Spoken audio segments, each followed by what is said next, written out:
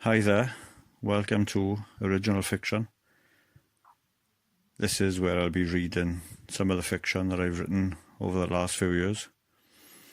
Hopefully you'll hear something you enjoy. Let me know in the comments. Let's crack on.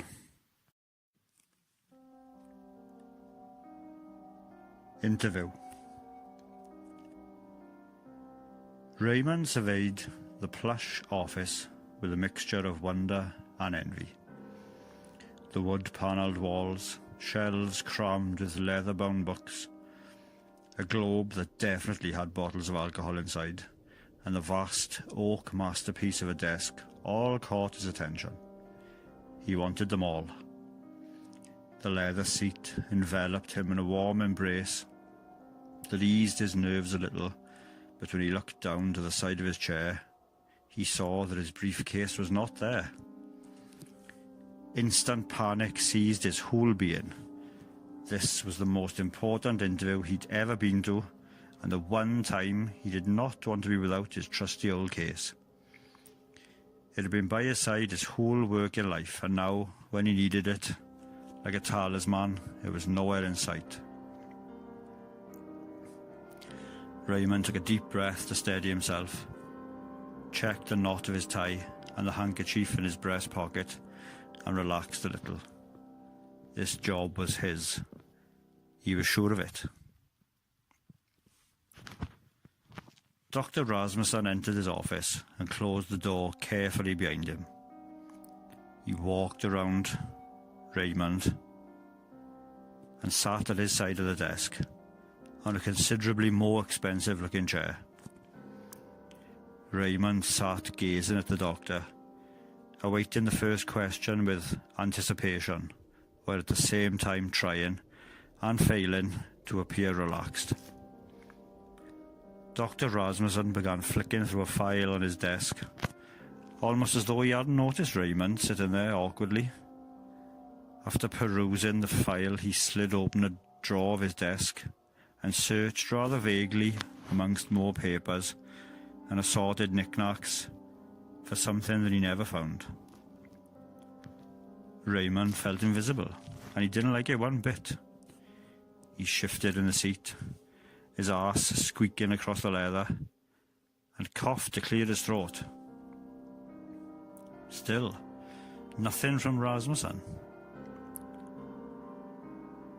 Raymond tapped the desk with an index finger as though he was tapping a reception bell, and asked, I was under the impression that I was here for a job interview. Without looking up, Rasmussen replied, All in good time, sir.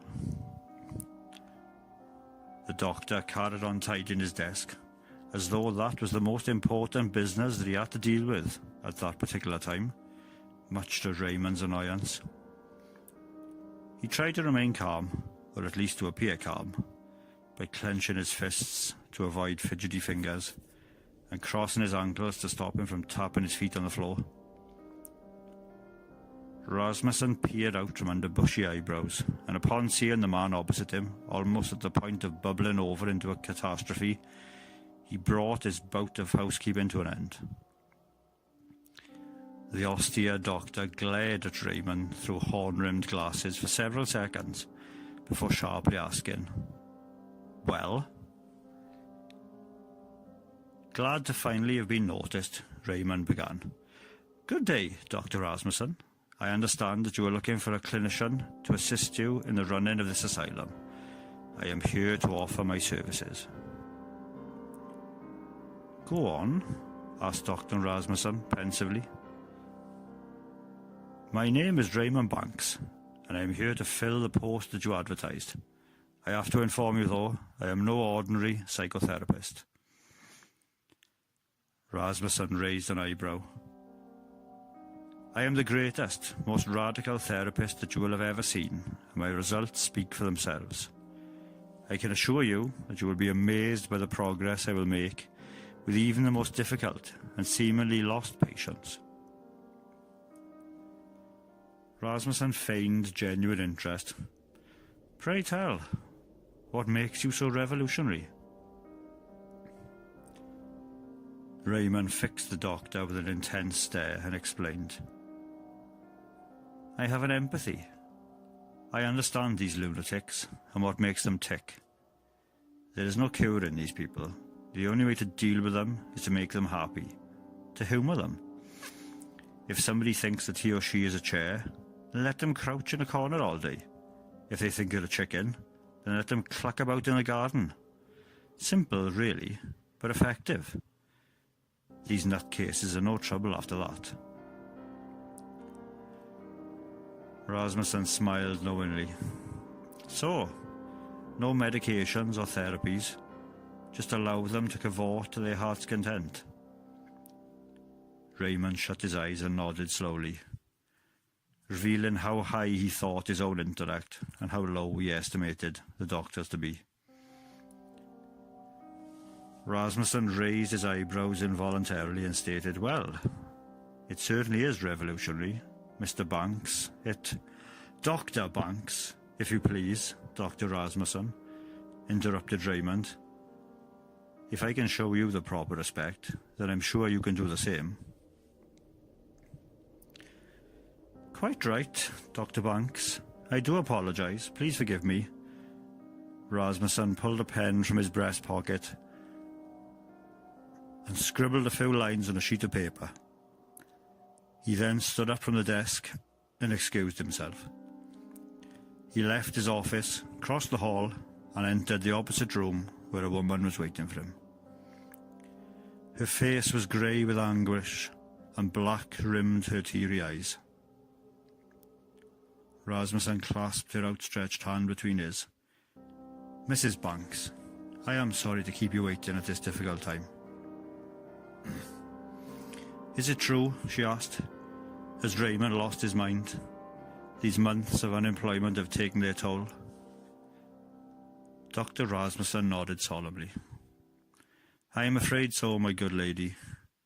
He's going to have to be left in my care. He's a classic case. Delusions of grandeur and a short temper. He could be a danger." "Can you help him?" whimpered Raymond's wife. Rasmussen smiled. "I'll certainly do my best. Try not to worry. He'll get the best care available." Raymond eyed Rasmussen hopefully as the doctor sat back at his desk. The two men smiled warmly at each other. Rasmussen outstretched a hand. "Can you start work right away, Dr. Banks?